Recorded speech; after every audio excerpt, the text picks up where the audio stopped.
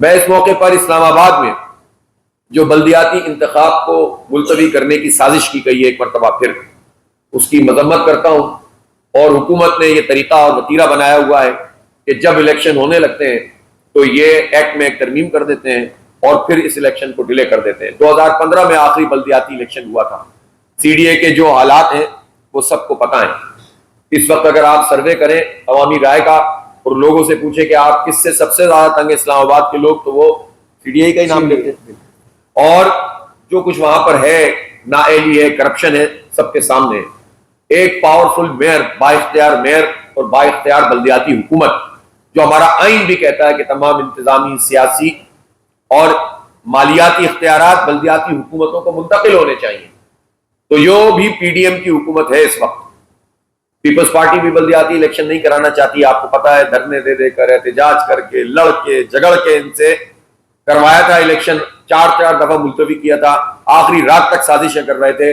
وہ الگ بات ہے کہ اس پورے الیکشن پہ بھی انہوں نے قبضہ کیا ہوا ہے، اور آپ کو جا کر دیکھنا ہو تو جو بارشیں اس وقت ہو رہی ہیں اس بارشوں میں کراچی شہر کو دیکھیں کھنڈر بنا ہوا ہے، اور سینکڑوں ہزاروں ارب روپے پیپلز پارٹی کے اس دور میں ترقیاتی بجٹ کے جو ہے وہ خرچ ہوئے ہیں، لیکن کہاں ہوئے ہیں ہمیں نہیں پتا۔ تو بلدیاتی اداروں پہ قبضہ یہ ان لوگوں کا پرانا طریقہ ہے۔ اس وقت پنجاب میں بھی نون لیگ کی حکومت ہے، وہ بھی الیکشن نہیں کروا رہے اور اتھارٹیز پہ اتھارٹیز بنائے چلے جا رہے ہیں۔ پہلے پیپلز پارٹی یہ کام کر کے بلدیاتی حکومتوں پہ پورا قبضہ جماتی تھی، یعنی این ایف سی ایوارڈ میں تو یہ پیسے لینے کے لیے بہت پریشان ہوتے ہیں، لیکن پی ایف سی ایوارڈ منعقد نہیں کرتے اور نچلی سطح پر اختیارات منتقل نہیں کرتے، جس سے لوگ مارے مارے پھرتے رہتے ہیں۔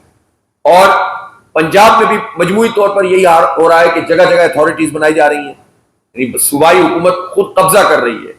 اسی طرح سے اسلام آباد جو ہمارا کیپٹل ہے، اس کو تو رول ماڈل ہونا چاہیے۔ پوری دنیا میں اس طرح کے شہروں کا میئر کا انتخاب ڈائریکٹ ہوتا ہے، پولیس چیف تک کا انتخاب ہوتا ہے بعض دنیا کے شہروں، اور یہاں پر حال یہ ہے کہ پہلے جو میئر کا ڈائریکٹ انتخاب تھا انہوں نے ایک میں ترمیم کر کے یہ کر دیا کہ جناب اب چیئرمین وائس چیئرمین کا انتخاب ہوگا اور پھر اس کے بعد وہ منتخب کریں گے میئر کو۔ اور تازہ کارروائی یہ کی ہے کہ اب کسی یو سی کا چیئرمین وائس چیئرمین بھی عوام کے ووٹوں سے منتخب نہیں ہوگا، بلکہ 9 وارڈ کے کونسلر ہوں گے، پھر وہ کونسلر مزید لوگ کونسلر منتخب کریں گے، اور پھر جو 13 لوگ ہوں گے وہ چیئرمین وائس چیئرمین منتخب کریں گے۔ گویا ایک نیلام گھر لگے گا، انسانوں کی منڈی لگانے کی تیاری کریں گے اور عوام کے مینڈیٹ کی توہین کریں گے۔ اول تو یہ الیکشن سے بھاگنا چاہتے ہیں، اور اگر کورٹ کے کہنے پہ الیکشن کرنا پڑتا ہے تو یہ ایسا کام کرتے ہیں جو انتہائی غیر جمہوری، غیر دستوری، غیر آئینی، آئین کی روح کے منافی ہے۔ اس کو جماعت اسلامی چیلنج کرے گی، اور ہم بلدیاتی حکومتوں کے اختیار اور بلدیاتی حکومتوں کے قیام یعنی انتخابات کے لیے اپنے اس قومی ایجنڈے میں ہمارا شامل ہے کہ اس کو ہونا چاہیے۔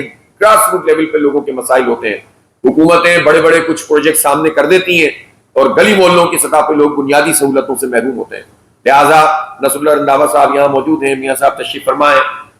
یہ آج ہی آپ پٹیشن فائل کر رہے ہیں اور ہم الیکشن کمیشن میں بھی اور کورٹس میں بھی یہ مقدمہ لڑیں گے۔ جب ہائی کورٹ نے یہ واضح طور پر کہہ دیا کہ الیکشن کرواؤ، تو اب یہ ترمیمیں کر کر کے الیکشن ڈیلے کرنے کی جو طریقہ کار ہے اس کی مخالفت کی جائے گی، مزاحمت کی جائے گی، اور جماعت اسلامی عوام کے ساتھ مل کر یہاں اسلام آباد میں اپنے سب کے لیے آواز اٹھائے گی۔ اسی طرح سے میں یہ ضرور کہنا چاہتا ہوں کہ ملک میں بے شمار لا اینڈ آرڈر کے مسئلے موجود ہیں۔ بلوچستان میں جو کچھ واقعات ہوئے ہیں پچھلے دنوں، جس طرح سے لسانی بنیادوں کے اوپر قتل عام کیا گیا ہے، میں اس کی شدید مذمت کرتا ہوں، پوری جماعت کی طرف سے، پوری پاکستانی قوم کی طرف سے۔ بلوچ ہوں، سندھی ہوں، پختون ہوں، مہاجر ہوں، پنجابی ہوں، کوئی بھی ہو، سرائکی ہوں، کشمیری ہوں، ہزارے وال، میمن ہوں، گجراتی ہوں، یہ سب ایک ہم پاکستان ہیں، پاکستانی ہیں، ہماری قومیں، ہماری زبانیں، ہماری شناخت ہیں، ہمارا فخر بھی ہیں، اور ہمیں اس پر کوئی یعنی وہ بھی نہیں ہونا چاہیے کہ ہم کوئی اپنے آپ کو کم تر سمجھیں۔ ہر قوم، ہر زبان، ہر برادری اہم ہے اور قابل عزت ہے، قابل فخر ہے، اور ہر ایک کے حقوق ہیں۔ ان حقوق کی ادائیگی حکومت اور ریاست کی ذمہ داری ہے۔ کسی کو بھی مارجنلائز کر کے، محرومی پیدا کر کے آپ یہ موقع فراہم کرتے ہیں کہ جس کے نتیجے میں تعصبات پروان چڑھیں، اور ان تعصبات کو بنیاد بنا کر کچھ طاقتیں، کچھ نادیدہ طاقتیں، کچھ بیرونی طاقتیں حالات سے فائدہ اٹھائیں اور ملک کے خلاف سازشیں کریں اور لوگوں کو لڑوائیں۔ تو میں اس موقع پہ یہ کہنا چاہتا ہوں کہ جن لوگوں نے بھی مزدوروں کو، خاص طور پر پنجاب سے تعلق رکھنے والے ان مزدوروں کا قتل عام کیا ہے، وہ انسان کیسے ہو سکتے ہیں؟ کوئی بلوچ کا قتل کرے تو وہ انسان کیسے ہو سکتا ہے؟ کوئی پختون کا قتل کرے وہ کیسے انسان ہو سکتا ہے؟ اور کوئی پنجابی کا قتل کرے تو کیسے انسان ہو سکتا ہے؟ یہ انسانیت سوزی ہے، اور اس کی بنیاد پر عوام کو تقسیم کرنا اور پاکستان کی ڈس انٹیگریشن کرنا یہ پاکستان کے دشمنوں کا ایجنڈا ہے۔ اس ایجنڈے میں نہ کسی پنجابی کو اس ٹرانس میں آنا چاہیے، اس پریشان، اور نہ کسی جو ہے بلوچ کو آنا چاہیے۔ بلوچوں کے حقوق کے لیے ہم نے یہ کہا کہ ہم مینار پاکستان پر لاپتہ بلوچ افراد کا مقدمہ لڑیں گے، اور ہم اس پر قائم۔ پختونوں کے ساتھ اگر کوئی زیادتی ہے تو ہماری ذمہ داری ہے کہ ہم سب مل کر اس کا تحفظ کریں۔ اور مجھے یہ بات کہنے میں کوئی بات نہیں ہے کہ اہل پنجاب اتنا ظرف رکھتے ہیں کہ وہ ہر ایک کو قبول بھی کرتے ہیں، اپنے سینے سے لگاتے بھی ہیں اور آنرشپ بھی دیتے ہیں۔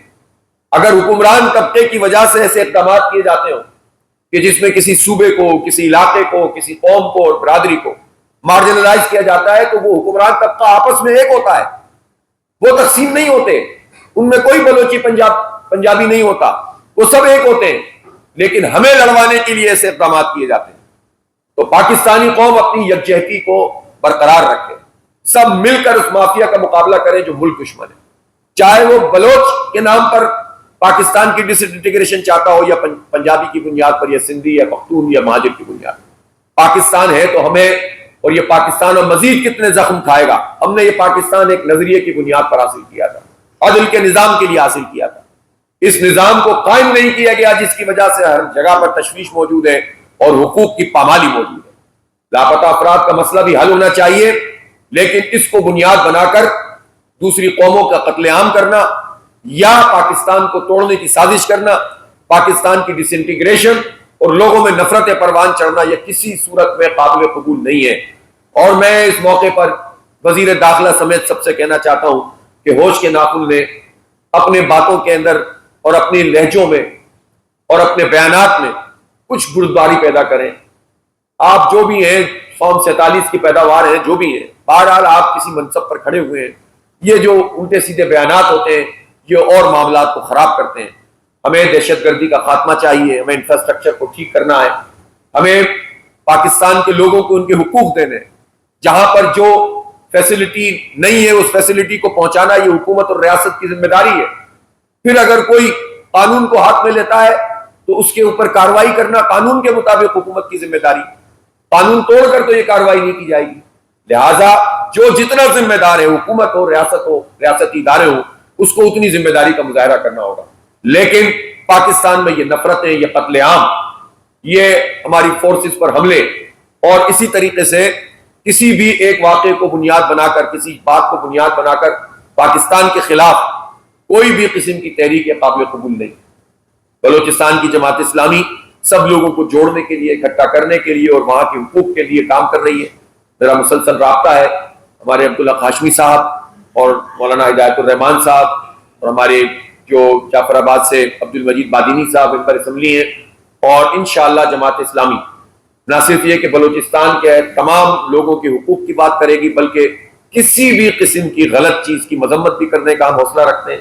ہم اس بنیاد پر بات نہیں کریں گے کہ یہ بلوچ ہے اور یہ پنجابی، ہم اس پہ بات کریں گے کہ ہم سب پاکستانی ہیں، مسلمان ہیں بحیثیت مجموعی، اور انسان ہیں۔